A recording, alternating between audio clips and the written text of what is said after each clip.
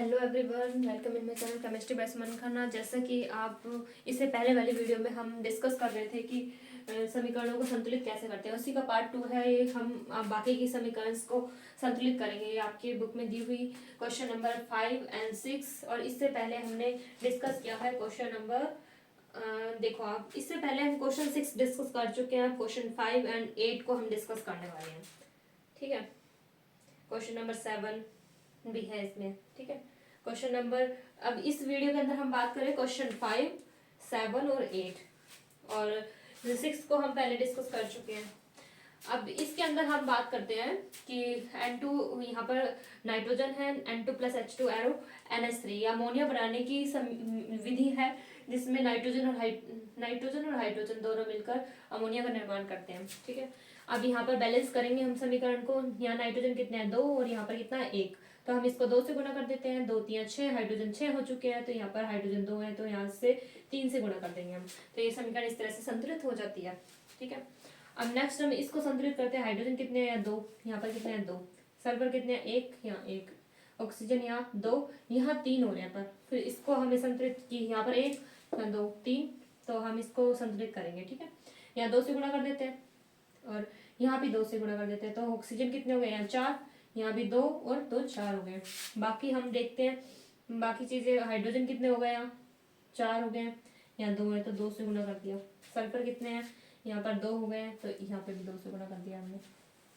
अभी देखते हैं ऑक्सीजन फिर बढ़ चुके हैं। अब यहाँ पर 2 दूनी 4 और 5 6, तो हम इसको किससे गुणा करेंगे 3 से गुणा कर देंगे, ठीक है। 3 दूनी 6, इस तरह समीकरण संतुलित होगी। अब यहाँ एल्यूमिनियम यहाँ 2 है, यहाँ पर कितना है 1, तो 2 से गुणा कर देते हैं। यहाँ पर सल्फर 3, यहाँ पर सल्फर 1 है, तो इसको 3 से गुणा करना पड़ेगा। और बैरियम कितने हो जाएंगे आप देखते हैं एक बार। क्लोराइड को करते हैं, यहाँ 2 है, यहाँ पर 2 3 6, तो 3 से गुणा कर दिया। 3 दूनी 6, 2 3 6।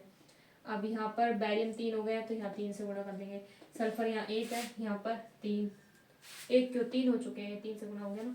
अब ये 3 है, ऑक्सीजन 4 3 12, ऑक्सीजन 4 3 12, तो ये समीकरण इस तरह से संतुलित हो जाती है। नेक्स्ट क्वेश्चन 4 पे बात करते हैं हम। पोटेशियम 1 है, यहाँ पर भी 1, हाइड्रोजन 2 है, यहाँ 2 और 1 3, ऑक्सीजन 1 और यहाँ 1, तो यहाँ 2 से गुणा करते हैं, 4 बनाते हैं इसको पहले, ठीक है। क्योंकि ऑक्सीजन 3 थे, ऑक्सीजन 1 ही है, यहाँ पर यहाँ 2 है, तो यहाँ भी 2 कर देते हैं हम इसको गुणा। पोटेशियम है 2 है, तो इधर भी 2 से गुणा कर दिया। हाइड्रोजन 2 दूनी 4, ये 2 और 2 4, इस तरह समीकरण संतुलित हो जाती है। नेक्स्ट हम 5th क्वेश्चन की बात करते हैं। यहाँ कैल्शियम कितना 1, यहाँ पर 1, ऑक्सीजन 2 और 2 4, यहाँ 3 और 1 4 बराबर। देन हाइड्रोजन 2, यहाँ हाइड्रोजन 2, यहाँ कार्बन 1, यहाँ कार्बन 1, ठीक है। इस तरह से समीकरण ये पहले से संतुलित है। समीकरण 6 नंबर क्वेश्चन की बात करते हैं।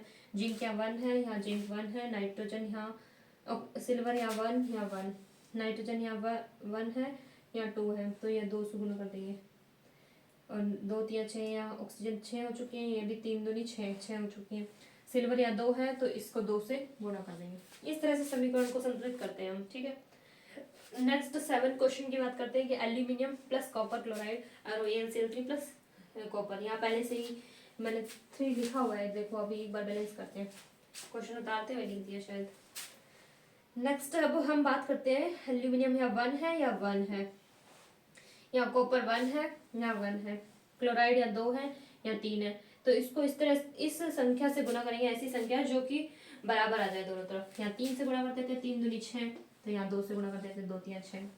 अब यहाँ 2 एल्यूमिनियम हो गए, तो यहाँ हम 2 से गुणा कर देते हैं, ठीक है। कॉपर यहाँ 3 हो गए, तो ये 3 जैसे पहले लिखा हुआ था 3। अब यहाँ BaCl2 बैरियम क्लोराइड का, Ba 1 है यहाँ पर, यहाँ 1 है, यह Cl2 यहाँ 1 है, तो 2 से गुणा कर देंगे हम इसको।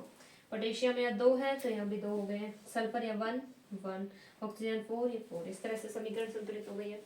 नेक्स्ट ये बिल्कुल इजी पड़ता है, अगर आप 1-2 बार प्रैक्टिस कर लेते हैं देन बिल्कुल इजी क्वेश्चंस आते हैं यहाँ से, और आप इजीली सॉल्व कर सकते हो।